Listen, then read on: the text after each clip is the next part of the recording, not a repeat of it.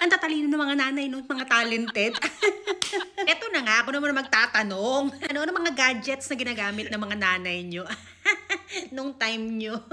Kasi nung time ko, eto number 1. Malayo nararating ng mga tsinelas na to. Ay mo sumunod. Malilintikan ka talaga ng mga panahon. Ay, may tai pa yata ni Dodong. Wiset.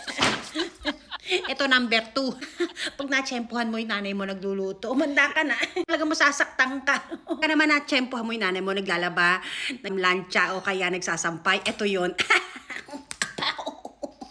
Yung meron pinapakuha sa'yo, tapos ay mo sumunod. Yari ka talaga. Dead on arrival ka. Kailangan magaling ka umilag. Ito number 4. Palagay ko marami sa inyo nakatikim nito. Yung nanay mo talagang mainit ang ulo. Alamang, marami sa inyo nakatikim ito. Alam niyo mga bata ngayon, hindi nyo na pwedeng patikimin ng mga ganito. Malamang diretso kayo sa barangay. Pag dito naman sa Australia, diretso kayong kulungan. Kaya wag na lang, no? Layo mo nga sa akin to.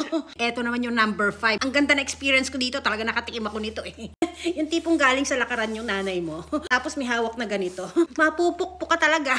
Alala ko yung mami ko, inutusan ako yung payong. Isoli doon sa kapitbahay na. Eh ayaw ko.